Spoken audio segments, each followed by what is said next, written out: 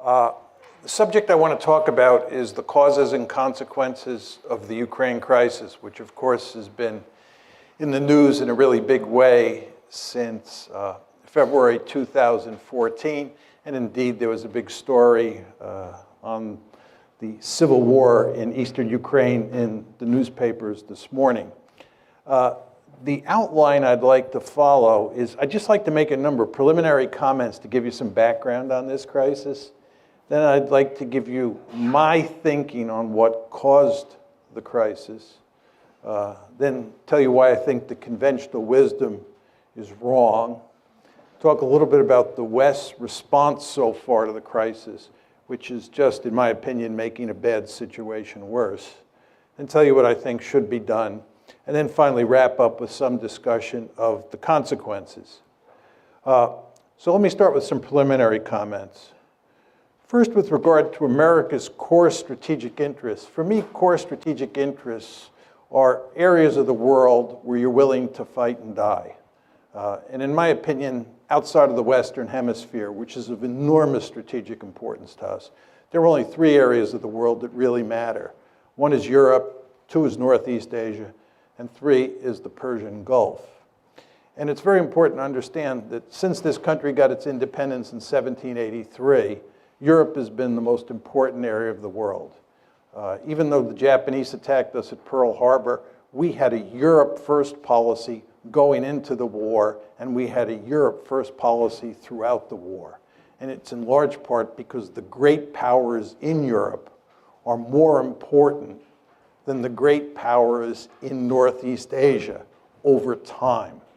And of course, the Persian Gulf was an important area because that's where the oil is, and oil is a critical resource that matters greatly in the international system. So those are the three most important areas outside the Western Hemisphere. And again, since the beginning of this country, Europe has been number one.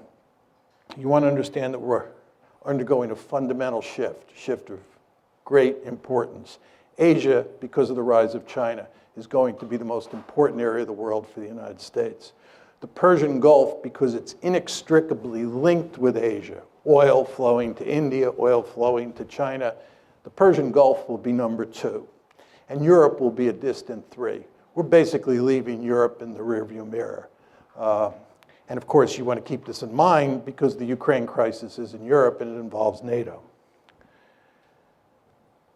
Just how to think about the geography of Europe. This is a simple, if not simplistic way of thinking about it, but here's a map. You can see where Ukraine is, you can see where Poland is, you can see where Russia is. The way I think about European security is there's France, Germany, Poland, Ukraine, and Russia. Of course, we're moving from west to east. These are the big kahunas. These are the big countries that matter. And of course, the two countries that matter the most historically are Germany and Russia, or for most of the 20th century, Germany and the Soviet Union. And I put them in red because, as you well know, both Germany and the Soviet Union fought bitter wars in Poland, in Ukraine, and we could add in Belarus as well, if need be. But as we go along here, you want to keep in mind that Ukraine is right next to Russia, and Poland is right next to Ukraine. And then out further west is Germany and France. Take this a step further. This is the ethnic breakdown of Ukraine. I'm going to show you a number of maps, all of which are designed to show you that Ukraine is a badly divided country, and what's taking place inside Ukraine today is in good part a civil war. And to that extent, it doesn't have that much to do with what the Russians or the West are doing there. And as you can see in red are mostly Ukrainian-speaking people. And then as you move further east, you're talking about lots of Russians and certainly lots of Russian speakers. This is the Ukraine election of 2004. This is the election in the wake of the famous Orange Revolution, which I'll talk more about. As you can see, the country is badly divided between the East and the West. The Russian speakers in the East and the Ukrainian speakers in the West. This is the 2010 election, which resulted in Yanukovych getting elected. I'll talk about President Yanukovych as we go along. He was elected in 2010. And you can see there the voting patterns in the 2010 election look a lot like the voting patterns in the 2004 election. And then these are two recent surveys that came out from the International Republican Institute, that's here in the United States. This one says, if Ukraine could enter only one international economic union, which of the following should it be? And of course, the blue is the EU, and the light blue is the customs union, or actually the red is the customs union of Russia, Belarus, and Kazakhstan. And the cities up at the top are in Western Ukraine, and the cities down on the bottom are in Eastern Ukraine. So you can see very clearly that people in the West would like to join the EU. People in the East have little interest in joining the EU. Those are the EU numbers. Here are the NATO numbers. I mean, these two charts look virtually the same. But all of this tells you that you have a badly divided country. And the conflict between the West and Russia over Ukraine is played out in the context of this situation. This is a simple little view graph that shows Europe's dependent on Russian gas. It's quite clear from that view graph that many of the countries in Eastern Europe and even countries like Germany are heavily dependent on Russian natural gas. And of course, that gives the Russians lots of political leverage in this crisis, and it makes it very difficult for us to put pressure on the Russians. Okay, those are just a number of preliminary comments I wanted to throw out just to set this up. Let's talk about the causes of the conflict. I think if you're going to talk about the causes of the conflict, you have to come at it from three different perspectives. First of all, you have to ask, what are the deep causes of the crisis? What are the structural factors that underpin this conflict? Then you have to talk about the precipitating causes, because the crisis broke out on February 22nd, 2014. Things were not terrible until February 22nd, 2014. And that's when everything went to hell in a handbasket. And the question is, what caused it then? If you focus on deep causes, it can't tell you why something happened in February 2014, but the precipitating causes are designed to get at that. And then what we want to talk about is the Russian reaction. Why the Russians did what they did with regard to Crimea, with regard to Eastern Ukraine. We want to talk about exactly what they did and then why they did it. So let's start with the deep causes. My argument is that the West is principally responsible for this mess, not the Russians. This, of course, is not the conventional wisdom in the United States. And in fact, except for Steve Cohen, who's now at Princeton, now at NYU, he used to be at Princeton, Henry Kissinger, and maybe a handful of other people, there are not many people who agree with me. But I think the facts are quite clear on this, that the West is responsible. And my aim is that the main deep causes, the aim of the United States and its European allies, to peel Ukraine away from Russia's orbit and incorporate it into the West. Our basic goal has been to make Ukraine a Western bulwark on Russia's border. And Russia says, this ain't happening, period, end of story. And we will do everything we can to make sure it does not happen. That's the deep cause. Now, take it a step further. There are three key elements in our strategy. The first is NATO expansion, and in many ways the most important. And I'll talk in some detail about that in a second. But as you all know, since the Cold War ended, starting with the Clinton administration, we have been moving NATO eastward toward Russia's border. And the Russians have said, this is an absolute no-no. And I'll walk you through the story in a minute. Second is EU expansion. EU expansion is all about integrating Ukraine economically into the West, the way we are in the process of integrating Poland, the Czech Republic, Slovakia, the Baltic states into the West. And of course, we're doing that with NATO as well. These are two sets of institutions: NATO, military institution; the EU, an economic institution. And the idea, again, is to take Ukraine, peel it away from Russia, make it part of the West. The third part of the story is fostering an orange revolution. This is all about promoting democracy in Ukraine and in other places. As you all know, the United States runs around the world trying to topple regimes and put in their place democratically elected regimes. And for almost all of you, me included, it's hard to be against promoting democracy. We all love democracy. But if you're Vladimir Putin, or if you're part of the leadership in Beijing, when the United States talks about democracy promotion, that means toppling your regime. And you won't be surprised to hear this. They don't like that in Beijing, and they don't like that in Moscow.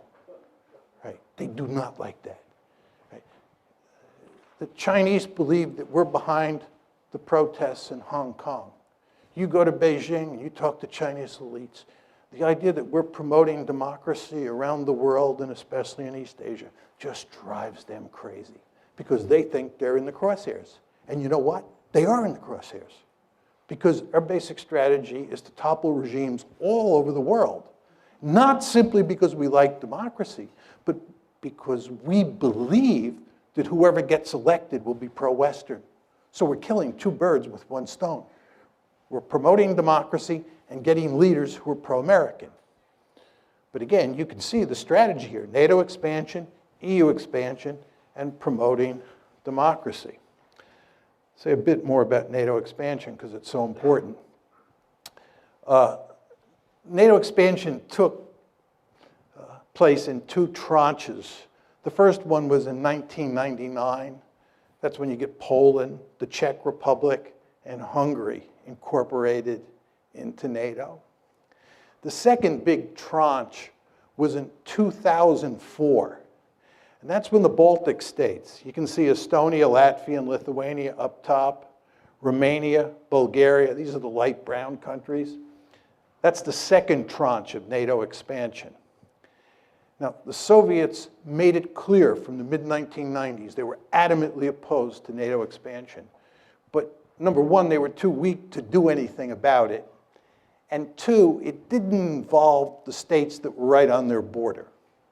I mean, there's no question, as you can see from the map, that Latvia and Estonia are on Russia's border, and Lithuania as well, if you want to include that little enclave between Poland and Lithuania. But the fact is, these were very small states.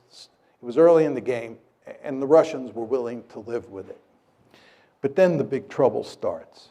And it comes in the famous Bucharest summit, NATO's Bucharest summit in April 2008, where at the end of the summit, a declaration is issued which says, NATO welcomes Ukraine's and Georgia's Euro-Atlantic aspirations for membership in NATO.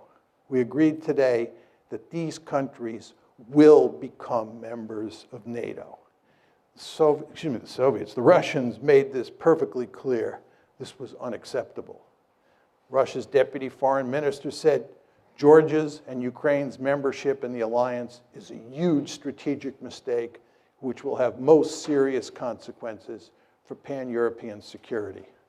Putin himself said, Georgia and Ukraine becoming part of NATO is a direct threat to Russia. You all remember that there was a war between Russia and Georgia in August 2008? That war was a consequence of this, because the Georgians thought we were sending them a signal that they could get uppity with the Russians and we would back them because they were going to become part of NATO. That's not what happened. And you know what happened. The Russians clobbered the Georgians, and Georgia is in deep trouble today because it thought it could become part of NATO. So you want to remember that April 2008 summit, very important. That declaration, very important. And then what happens is you have a war. So those are the deep causes, those three strategies: NATO expansion, EU expansion, and promoting democracy. What about the precipitating cause? The key events leading up to the coup. It's the coup of February 22nd, 2014 that's of enormous importance. That's what really throws the crisis into gear. Just think about that word, coup. Orange Revolution, promoting democracy, the coup, February 22nd, 2014. So the question is, what causes the coup? It all starts in November of 2013. At that point, Yanukovych, President Yanukovych, who's the head of Ukraine, is negotiating with the EU to form an association agreement that brings the EU and Ukraine much closer together. It's a step in the direction of incorporating Ukraine into the European Union, or to put it in slightly different terms, incorporating Ukraine into the West. The Russians make it clear that this is unacceptable. The Russians are willing to do a deal that involves the EU, Russia, the IMF, and Ukraine. But the idea that Ukraine is going to do a deal exclusively with the EU and the Russians are going to be left out in the cold is not something that Putin is willing to countenance. He puts significant pressure on the Ukrainians. He offers them a terrific deal. And as you can imagine, the EU is not offering Ukraine a particularly good deal because you know how much corruption there is in Ukraine. And the EU wants Ukraine to eliminate that corruption, which the Ukrainians really don't want to do. So what Putin does is not only make it clear that that deal is not going to happen, but he often offers a sweetheart deal of his own. So Yanukovych, on November 21st, says no to the EU. This leads to a series of protests. The Ukrainian government, truth be told, under Yanukovych, overreacts to the protests, which causes them to spiral out of control. And in January of 2014, you can see there, January 22nd, 2014, you have your first two deaths in the protests. These are the Maidan protests. And then in the February 18th through February 20th time period, lots of people die. It's really messy. And what happens is that a number of European foreign ministers, the German foreign minister, French foreign minister, they fly to Kiev, and a deal is worked out to have elections that will, in effect, remove Yanukovych from power. But the protesters refuse to accept the deal. And there are significant fascist elements among the protesters who are armed, right? There's killing on the Maidan. And as a result, Yanukovych flees for his life to Russia. And this all happens on February 22nd. And, oh, did I not have that slide on? I'm sorry. One of the problems with this lectern is you can't see. I'm sorry, that's the slide that has all the key events. Oh, gosh. Sorry. I have two slides up here, so I lost track of the fact. So here are the key events after the coup. On February 23rd, Parliament votes to repeal minority language laws in the East. This is basically the Russian language. And then on February 27th, Russian units begin seizing checkpoints in the Crimea. On the 28th, additional Russian forces begin moving into the Crimea. The Russians didn't conquer or invade Crimea. Excuse me, the Russians didn't invade Crimea. They were already there because they had a leasing agreement. There's a naval base at Sevastopol, and the Russians were leasing that naval base from Ukraine. So they had military forces there. So when it says Russian units begin seizing checkpoints on the 27th, those were Russian units that were already there. Then additional Russian forces begin moving in on the 28th. And then on the 6th, the 16th, and the 18th, you have a scenario, you have a handful of events that lead to Russia incorporating Crimea. And then, of course, shortly after that, conflict breaks out in eastern Ukraine. And although we do not have a lot of hard evidence that the Russians are physically involved in eastern Ukraine, I think it's quite clear that they are physically involved, that there are Russian troops there. How many is very hard to tell from the outside. I think it's very clear that the Russian government is going to great lengths to make sure that those pro-Russian forces in eastern Ukraine are capable of maintaining a certain amount of independence. And I'll talk more about this in a second. Okay, understanding the Russian response.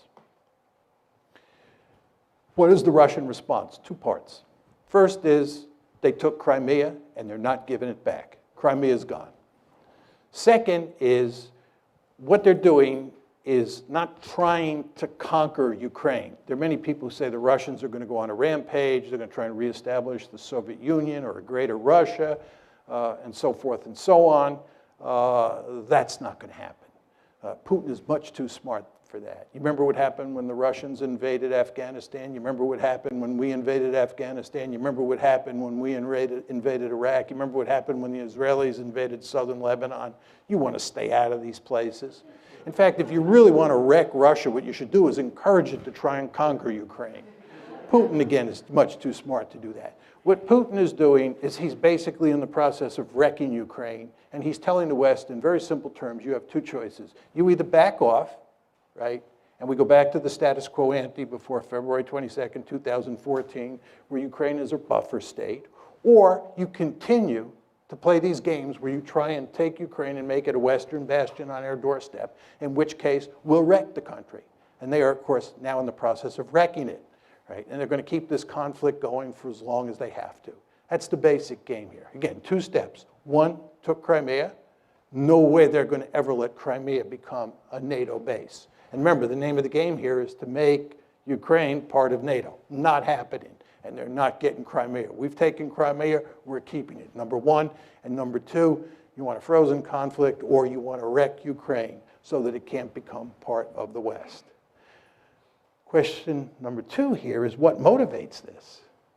What motivates this is that Russia is a great power and it has absolutely no interest in allowing the United States and its allies to take a big piece of real estate of great strategic importance on its western border and incorporate it into the West. This should be hardly surprising to the United States of America. As all of you know, we have a Monroe Doctrine. The Monroe Doctrine basically says that the Western Hemisphere is our backyard, and nobody from a distant region is allowed to move military forces into the Western Hemisphere. I can tell from looking at the audience that most of you are old enough to remember the Cuban Missile Crisis like I am. You remember how we went stark raving crazy at the idea of the Soviets putting military forces in Cuba? This is unacceptable. Nobody puts military forces in the Western Hemisphere. That's what the Monroe Doctrine is all about. Can you imagine 20 years from now a powerful China forming a military alliance with Canada and Mexico and moving Chinese military forces onto Canadian and Mexican soil, and us just standing there and saying, this is no problem. We're all 21st century people, and worrying about Chinese forces there is what 19th century people like Vladimir Putin worry about. Of course that's not going to happen. We're going to maintain the Monroe Doctrine with regard to China just as we did with the Soviet Union during the Cold War. So nobody should be surprised that the Russians were apoplectic about the idea of us putting Ukraine on the western side of the ledger. And by the way, they told us, I gave you the quotes, in the wake of the Bucharest summit. I told you what happened in August 2008 with the Georgia war. The precedents were there. The rhetoric was there. They told us. But we did not stop our efforts to make Ukraine part of the West. And the Russians responded. Was it surprising? For some reason, President Obama and virtually all of the elites in the West were surprised. I guess this is because they're 21st century people, right? And they think that balance of power politics doesn't matter anymore. If you think these people in Washington and most Americans are having trouble dealing with the Russians, you can't believe how much trouble we're going to have with the Chinese. I'm very popular in China. I go to China quite often. And I usually start my talks by saying, it's good to be back among my people. Because when I'm in China, I'm intellectually much more at home there than I am in Washington. Because in Beijing, much like in Moscow, you're dealing with 19th century people like me. Whereas in Washington, you're dealing with 21st century people. I think the Chinese are going to eat our lunch, right? Talk a bit about the conventional wisdom. Conventional wisdom is that Putin is the main cause of the crisis. Some say he's either crazy or irrational. Angela Merkel was making this argument for a while. He's bent on creating a greater Russia, and he bears marked resemblance to Adolf Hitler. Say a few words about each of these. I know a great deal about Adolf Hitler. I've written and I teach extensively on Nazi Germany's behavior in the 30s and during World War II. The idea that he bears any resemblance to Adolf Hitler is laughable in the extreme. It's hard to believe that serious people make that argument. The idea that he's bent on creating a greater Russia, I think if he could do it, he'd do it. He can't do it. Russia's a declining great power. And as I said to you before, if they were to try and create a greater Russia by invading Ukraine and by invading the Baltic states, they'd be jumping into the briar patch. In fact, again, if you want to wreck Russia, what you should do is tell them to try and create a greater Russia. It will lead to no end of trouble. I think Putin is much too smart for that, and he is in the process of wrecking Ukraine. I want to make that clear. And he's wrecking Ukraine because he's basically saying to the West, you can't have it, and I'll wreck it before you take it. Is he crazy or irrational? I don't think so. I think he's very strategic. And I don't think he's the main cause of the crisis, as I said to you. Another set of arguments associated with the conventional wisdom. This is that the United States is a benign hegemon seeking to promote European stability, seeking to promote stability in Asia, all over the globe, and so forth and so on. There's some countries like Japan and Germany, for sure, Poland, who view the United States as a benign hegemon. There are many countries out there who do not. Iran is one, China's another, and Russia's a third. They just don't see it that way. And because they don't see it that way, you should understand that when you take measures, you meaning the United States, that you think are going to be interpreted as benign, the other side will not see them that way. They will see them as threatening. This gets back to my point about democracy promotion. We believe democracy promotion is an unalloyed good, and we can't understand why people like Putin and the leaders in Beijing don't understand this, but they don't understand it. And if you don't recognize what other people think, you're incapable of putting yourself in their shoes, you're going to get yourself into a heck of a lot of trouble.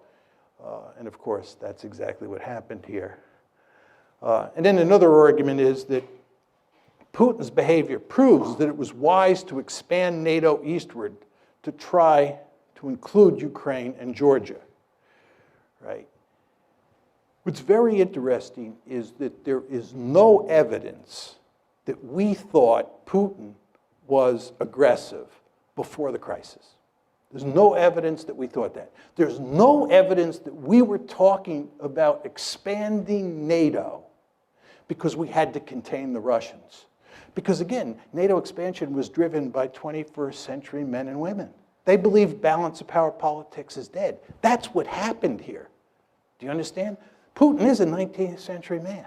Right. He does view the world in terms of balanced power politics, as do we when it comes to the Monroe Doctrine in the Western Hemisphere. But in this case, in the case of Europe, we were thinking like 21st century men and women. And we thought that we could just drive right up to his doorstep and it wouldn't matter. Right? We did not think that Russia was aggressive. What happened here is that after the crisis broke out on February 22nd, we then decided that Russia was aggressive. We then decided that Russia was bent on creating a greater Russia. It was after the fact. And by the way, this is why President Obama and virtually all of Washington was caught with their pants down when this crisis broke out after February 22nd, because they did not see it coming. Talk a little bit about our response. We're basically doubling down. We're getting tougher and tougher with the Russians. That's our strategy. And that's exactly what you'd expect if you're going to blame them, given that we're incapable of blaming ourselves because we never do anything wrong. You all know that. All the problems in the world are caused by everybody else, never by the United States, because we're a benign hegemon. Well, if we're the good guys and they're the bad guys and they're misbehaving, they're bent on creating a greater Russia, oh my God, this is the 1930s all over again.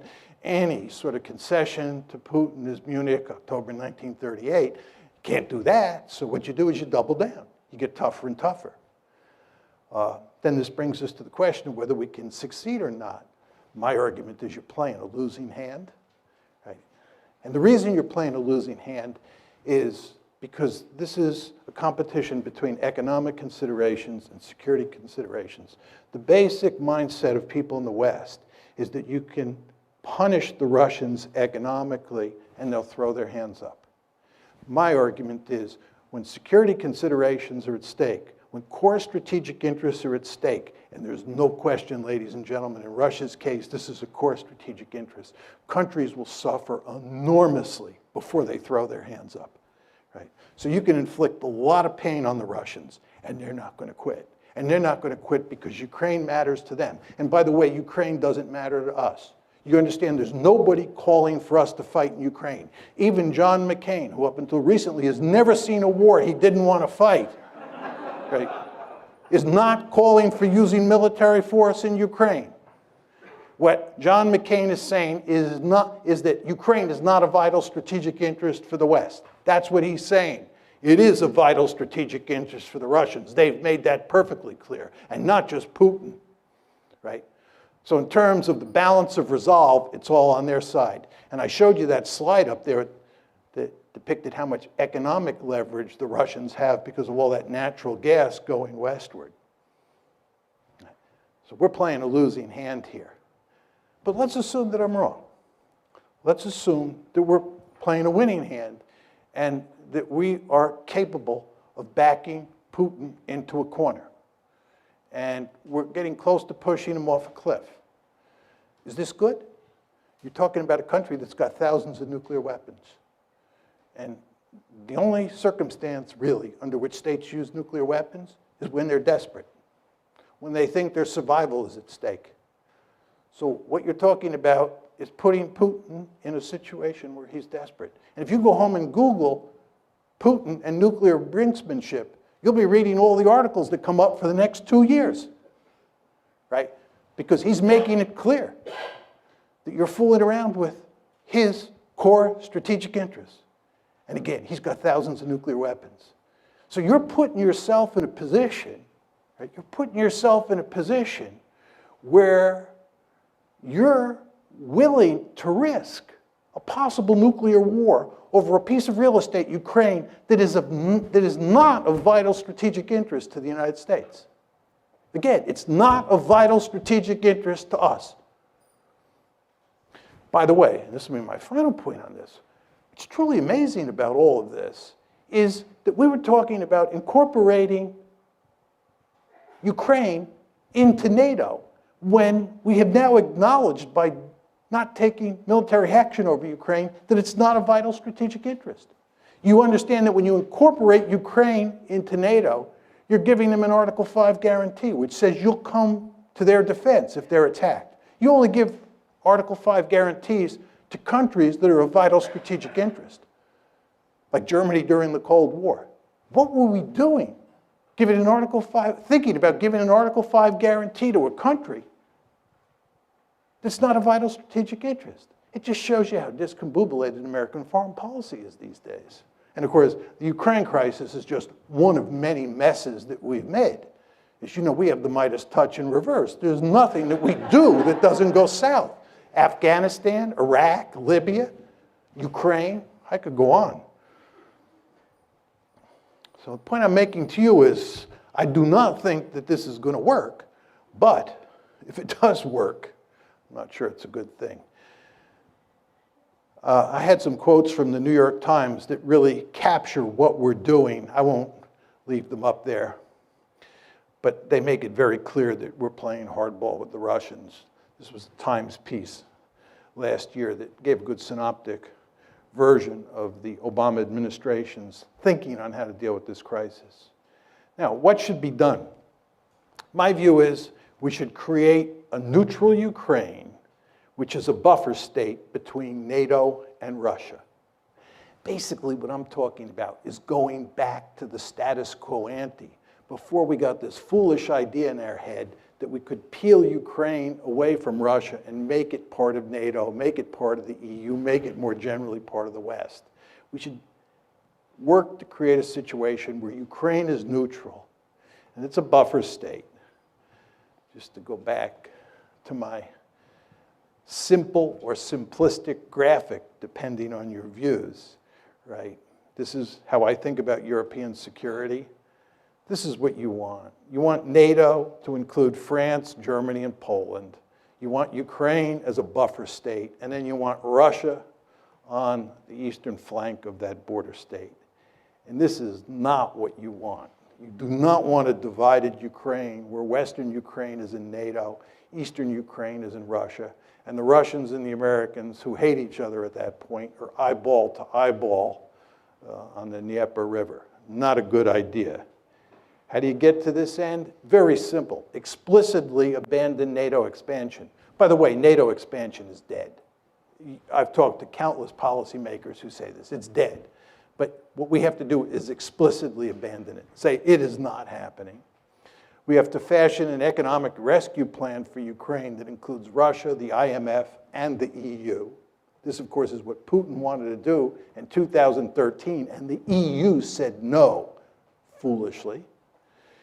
We want to go to great lengths to guarantee minority rights, especially language rights in Ukraine. This gets back to those maps that I was putting up that show that this is in very important ways a civil war, and what we have to do is dampen down the conflict inside Ukraine. We have to give the people in eastern Ukraine a lot of autonomy, and we definitely have to protect minority rights. Are we going to do any of this? No. And I'll talk more about that in a second. Consequences, and this is my last slide. Will there be a new Cold War? No. Russia is not the Soviet Union, and as I said to you before, we have a potential peer competitor on the horizon who could be of proportions we've never seen before. The Chinese threat, once it materializes, is going to be something like we've never seen. We're going to have our hands full in Asia. Europe is not going to matter, and Russia is going to be with us. The balancing coalition against China is going to be South Korea, Japan, Vietnam, Taiwan, Singapore, India, and Russia. The Russians will be with us. And that's another reason this whole policy is so stupid, right? What we're effectively doing is driving the Russians into the arms of the Chinese. There's a great strategy. We need the Russians on Iran. We need the Russians on Iran. We drive the Russians close to the Iranians. You saw where they just sold the Iranians S-300 anti-aircraft missiles. We need the Russians on Syria. We need the Russians on all sorts of issues. We don't need to have a fight with the Russians now. We're not going to have a Cold War. Will the United States still pivot to Asia? Yes. All we need is one big crisis out there. It's coming, probably in the South China Sea sooner rather than later, if you've been reading the newspapers. And once that happens, we will focus laser-like on Asia, because that's a peer competitor. Russia is not a peer competitor. What are the implications for NATO? This gets back to the previous question. I think that NATO is in serious trouble and will disappear as a functioning alliance over time, in large part because I think we're going to pivot to Asia. What are the implications of all this for our Asian allies? It's a very interesting question. I was in Japan in December of 2014. And the Japanese, like a lot of people in Asia, number one, wonder whether we're going to be there for them, right? Because they see us causing trouble over Ukraine. They see us picking a fight with ISIS. And they say if the United States is fighting ISIS, dealing with the Russians over Ukraine? Are they going to be able to pivot to Asia? And then furthermore, they say, even if the United States does pivot, can we trust them? If you look at how this gang operates in Washington, it does look like the gang that can't shoot straight. Do we want to depend on them? If you're Japanese and you're depending on the American security umbrella, especially the American nuclear umbrella, don't you scratch your head and say, can I rely on Washington in a crunch with the Chinese over the Senkaku or Diaoyu Islands? Not clear. So I think this has not been good for our relations with our Asian allies. What are the implications for Iran and Syria? As I said before, remains to be seen. We need the Russians on Iran. We need the Russians on Syria. And you take a stick and you poke the Russians in the eye, and you continue to poke them in the eye, they're going to look for ways to retaliate. And I wouldn't be surprised if somewhere down the road they don't play ball with us on Iran. We don't get a deal with the Iranians. Be interesting to see what the Russians then do. See if they're interested in maintaining a sanctions regime. And Syria is a total mess, as you know, and if there's any hope of resolving that, the Russians are going to have to be involved. And again, it's going to be hard to get a lot of cooperation, given what's going on over Ukraine. Is Crimea lost to Russia for good? Yep, it's gone, gone. What are the implications for Ukraine? And this is in many ways the most important part of my talk, and I'll just take 2 or 3 minutes, then we can go to Q&A. When I give this talk, many people in the West think that there's sort of a deep-seated immoral dimension to my position because I'm blaming the West and not Putin, who certainly has authoritarian or thuggish tendencies. There's no question about that. But I actually think that what's going on here is that the West is leading Ukraine down the primrose path. And the end result is that Ukraine is going to get wrecked. And I believe that the policy that I'm advocating, which is neutralizing Ukraine and then building it up economically and getting it out of the competition between Russia on one side and NATO on the other side, is the best thing that could happen to the Ukrainians. What we're doing is encouraging the Ukrainians to play tough with the Russians. We're encouraging the Ukrainians to think that they will ultimately become part of the West because we will ultimately defeat Putin and we will ultimately get our way. Time is on our side. And of course, the Ukrainians are playing along with this. And the Ukrainians are almost completely unwilling to compromise with the Russians and instead want to pursue a hardline policy. Well, as I said to you before, if they do that, the end result is that their country is going to be wrecked. And what we're doing is, in effect, encouraging that outcome. I think it would make much more sense for us to work to create a neutral Ukraine. It would be in our interest to bury this crisis as quickly as possible. It certainly would be in Russia's interest to do so. And most importantly, it would be in Ukraine's interest to put an end to the crisis. Thank you.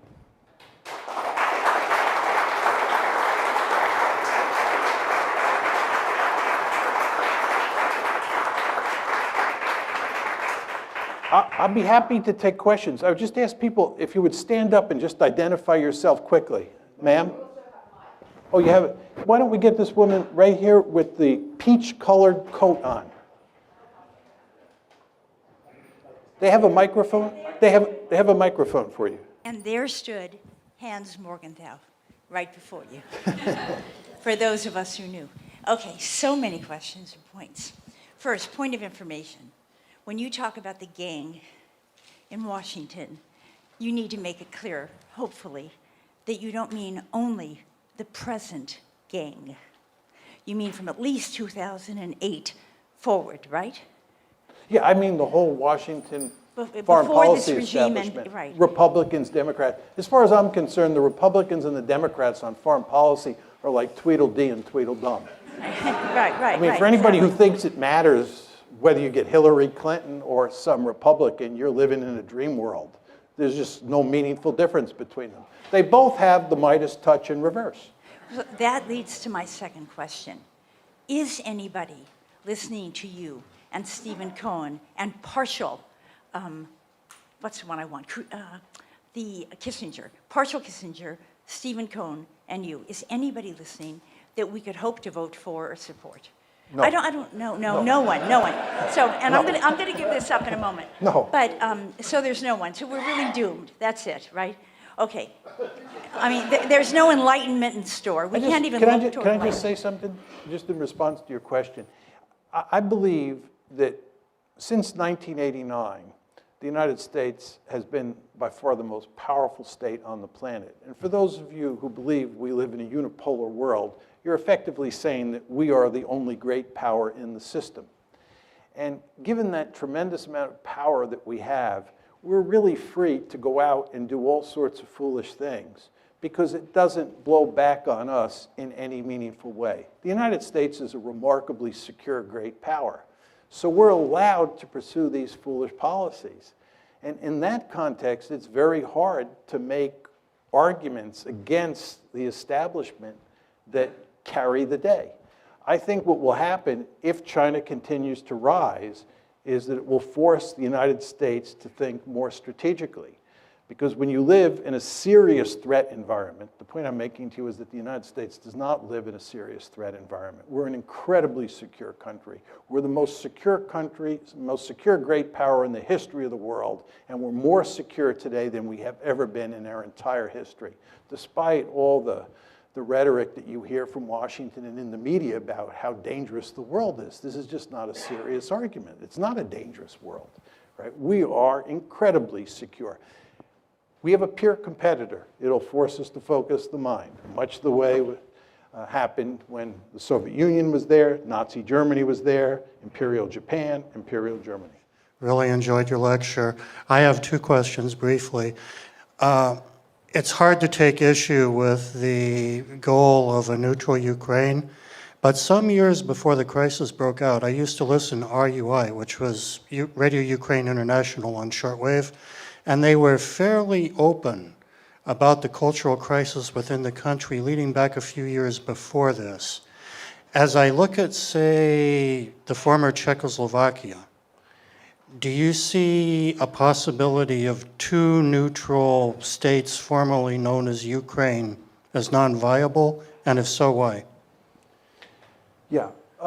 If you look at what happened in Europe after World War II, Yugoslavia broke up into a series of remnant states. Czechoslovakia, as you pointed out, broke up into a series of remnant states. And the Soviet Union itself broke up into a series of remnant states.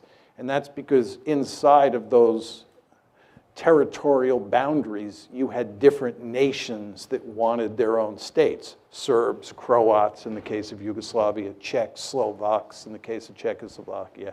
And we know that there were probably 15 or 16 different groups inside of the former Soviet Union. So the question is, inside Ukraine, do you have a similar situation between the people in the East and the people in the West?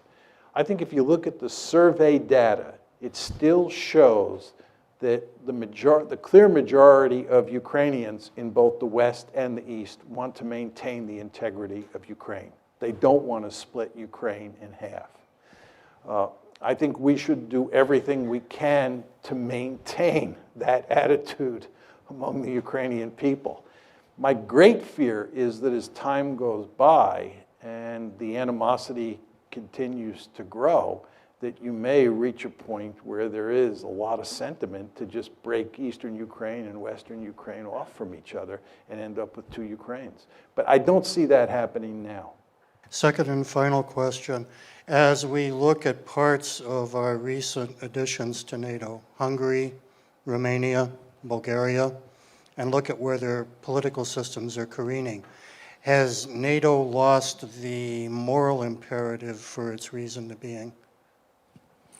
Well, I mean, what we tried to do with NATO expansion and with EU expansion and with democracy promotion was to turn all of Europe into one giant security community in which all of the member states were liberal democracies that were hooked on capitalism and deeply embedded in these institutions and would therefore obey the rules that define the institution, and we would all live happily ever after. That was the goal. And I think everybody understood that Western Europe looked terrific on all of those dimensions. And what we were going to try and do is extend these institutions eastward and consolidate democracy in countries like Hungary and Poland, and we were going to make them look more like Western Europe over time. We had some success, and there's some failures. And if you talk to most people who study Europe today and spend lots of time over there, they're quite pessimistic about where Europe is headed, not only regarding Eastern Europe, but also with regard to Western Europe. And I'm not sure in 25 years what it'll all look like. I mean, in my opinion, the biggest issue is demographic, and that is that Europeans have not been making lots of babies for a long time, and as a result, they're going to have to import lots of people. And these are countries that do not have a rich history of integrating people in a smooth way, much the way the United States does. And it's no accident, I think, that you're now beginning to see the rise of far-right parties all across Europe because of all of the immigration. So one could paint a pretty bleak picture about Europe's future, but the counter to that would be we've now got all those countries like Romania, right, like the Czech Republic, like Slovakia, embedded in these institutions, and these institutions will go to great lengths to combat those tendencies and in maybe a more incremental way facilitate the spread of liberal democracy and capitalism. We'll see whether that happens or not, but people today are nowhere near as optimistic as they were in the early 1990s when it looked like we had the wind at our back and everything was going to play out over time in favor of the West and especially in favor of the United States. You all remember Frank Fukuyama's very famous piece, The End of History, right, which I think reflected that optimism when the Soviet Union was losing the Cold War and about to collapse. But times have changed.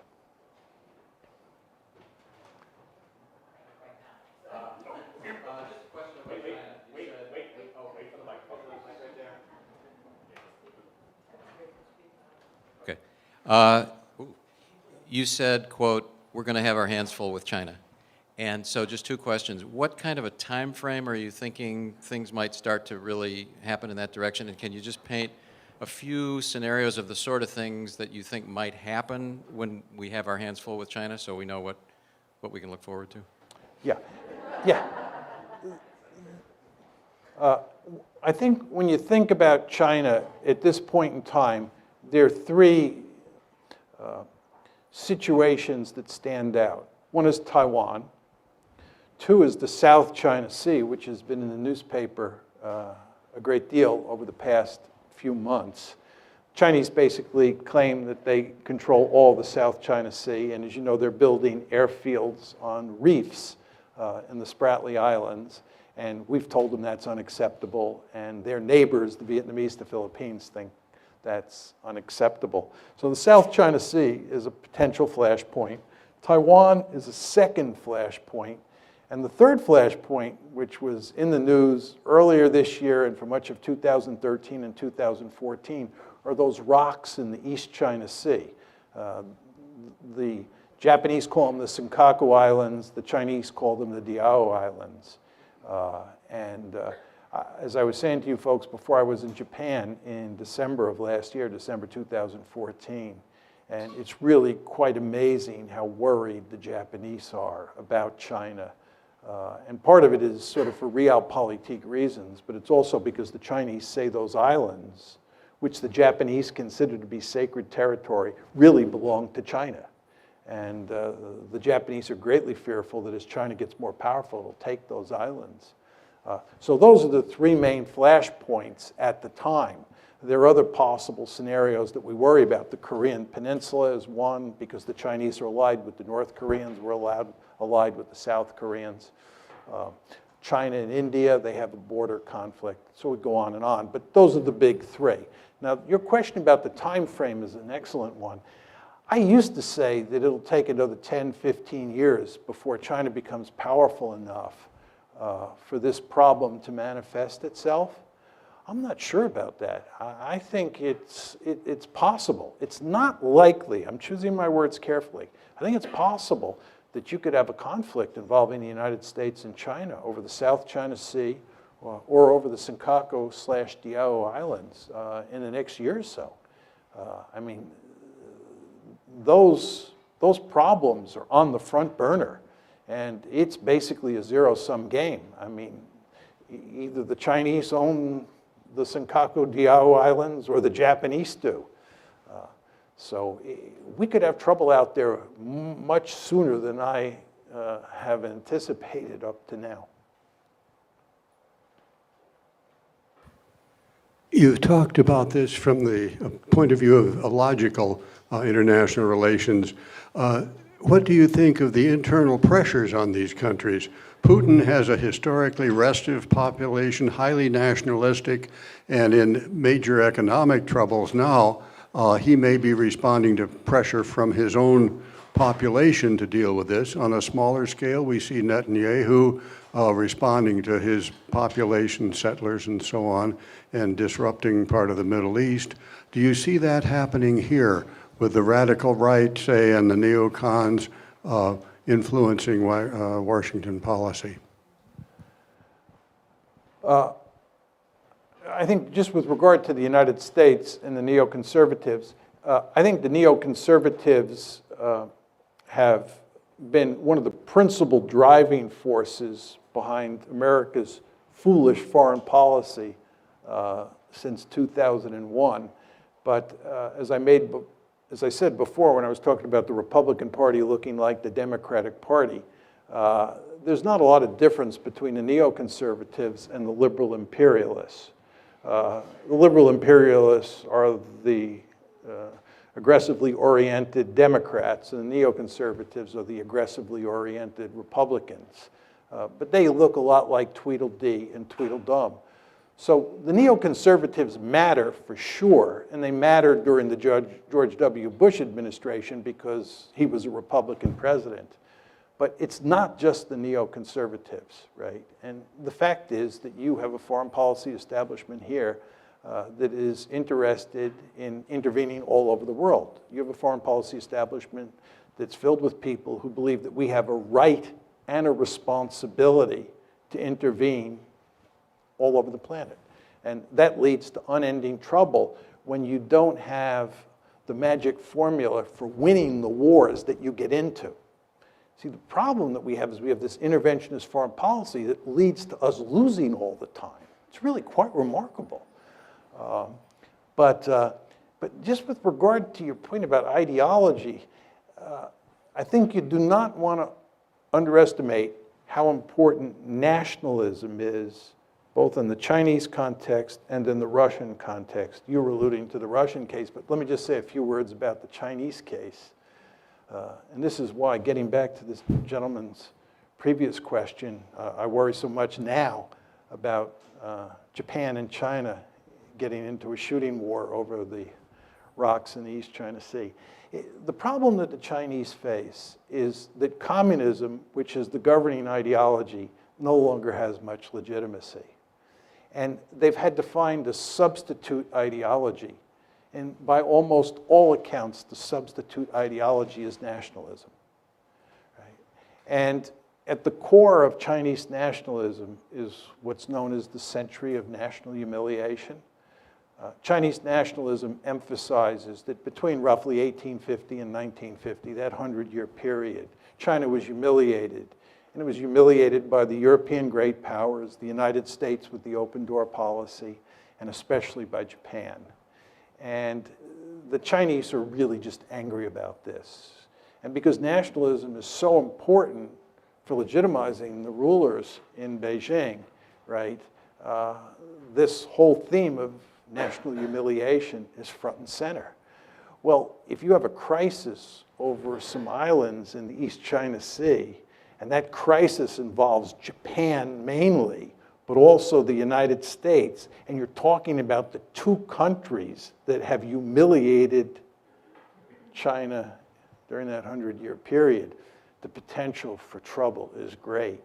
And I know a number of scholars in China who are quite dovish, who really worry about a crisis in the East China Sea spinning out of control because of the confluence of Chinese nationalism and Japanese nationalism, which I've not talked about. So nationalism is a very powerful force, not just in the Russian case, but in the Chinese/Japanese case as well. We've got two people who have had their hands up for a long time. So we have this gentleman and then that gentleman. You have the mics. Hi.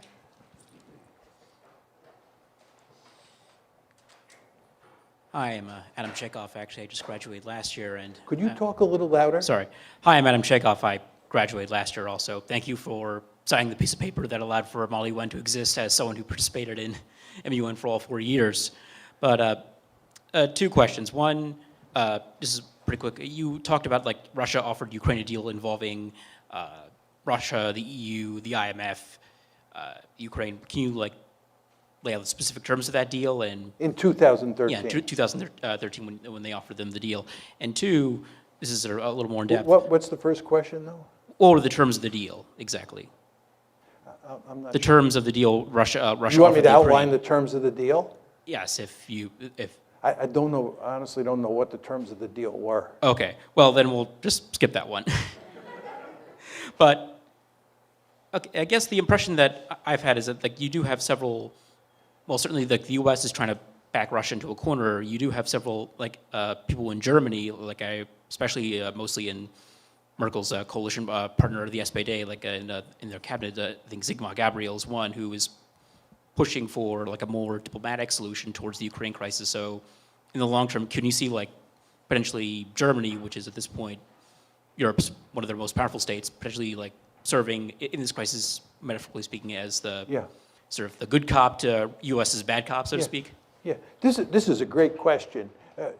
As you all know, Germany is the most powerful country in Europe.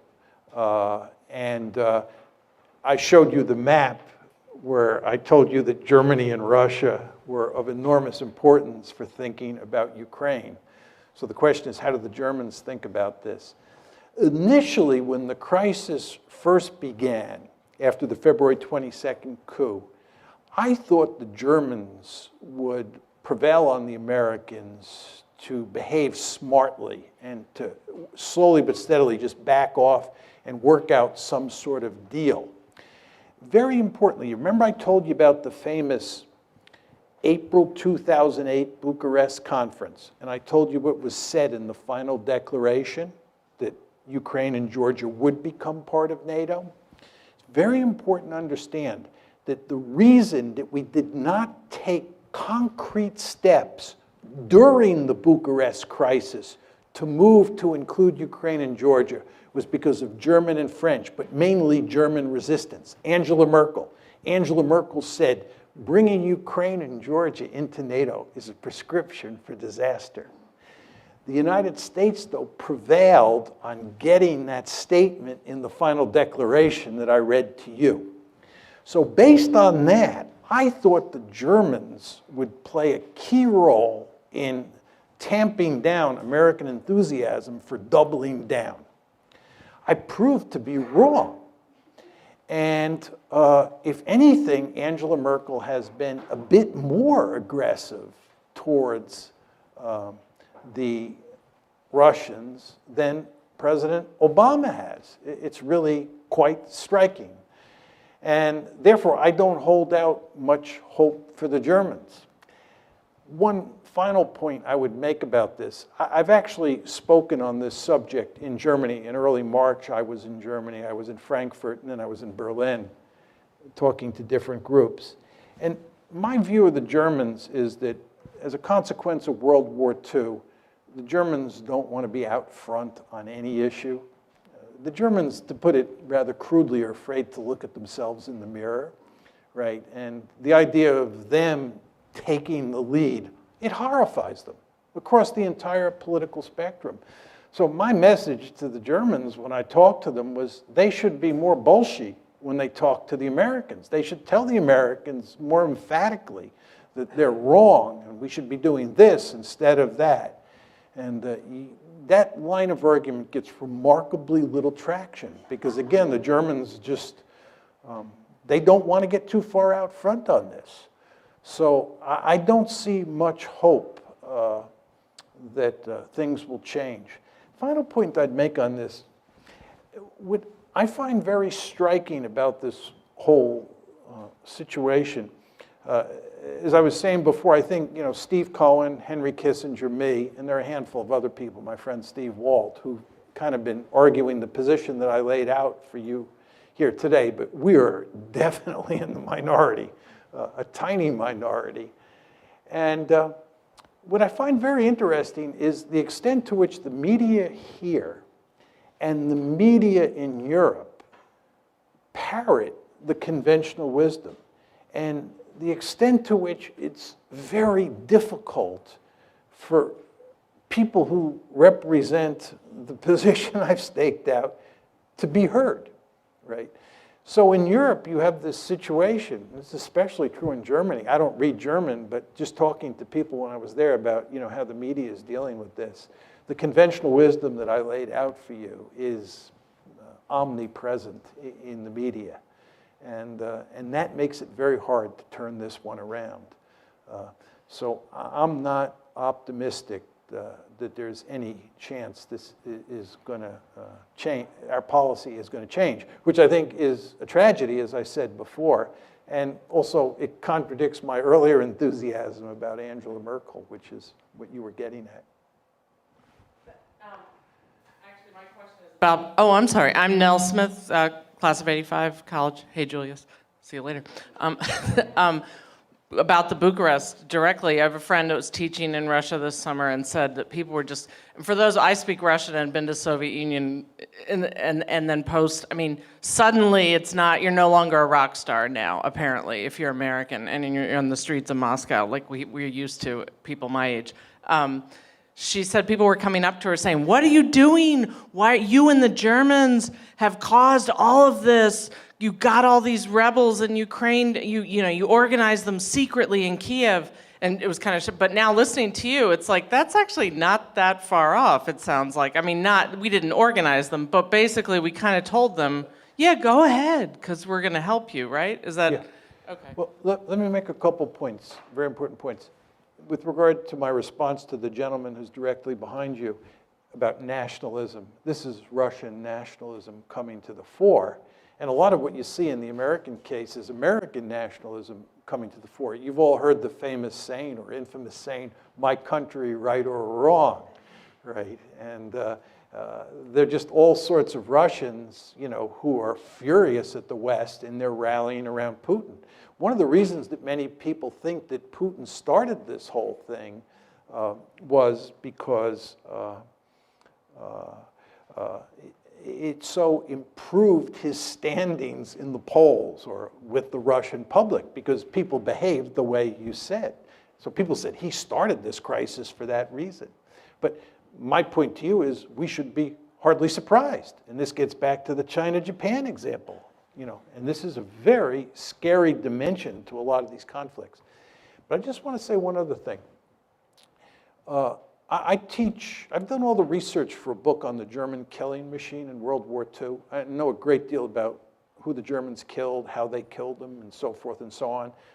Some of you here have probably taken my course, War on the Nation State, where I talk about the origins of the Holocaust, the origins of the war on the Eastern Front, killing of Soviet POWs, and so forth and so on. But my estimate is that Hitler murdered, this is not killed in combat, Hitler murdered 22 million people. And if you look at how that war played itself out in places like Ukraine, there were people in Ukraine who sided with the Germans, and the vast majority of people, of course, fought against the Germans. But the consequences of that war are inextricably bound up with what's going on now. And the mere fact that there are, some reasonably small number, but nevertheless some fascists, real fascists, involved in Kiev, just spooks the Russians like you would not believe, right? And a lot of those fascists and people on the far right hate the Soviet Union for all the obvious reasons, see the Soviet Union / Russia as largely responsible for all the killings that took place in Ukraine on the part of the Soviet Union, not the Germans, right? More history coming in. So what's going on inside Ukraine is inextricably bound up with World War II. And then the point that I tried to make to you, although I didn't develop it at length, is that NATO, which is a Cold War institution, right, is inextricably bound up with the Cold War. And from a Russian point of view, this military alliance moving up to its doorstep, which was a mortal foe for 45 years, is going to spook you. And if you have a coup in Kiev and some of the people who come to power have fascist tendencies or are fascists, however you want to define that term, it's going to have really huge consequences, right? So this is an incredibly messy situation. And in the context of all this, what we've done is doubled down. And we do not pay much attention to history because it was not a history that concerned us in any meaningful way, because it was on the eastern half of the European continent. But the potential for trouble here is just very, very great. One more?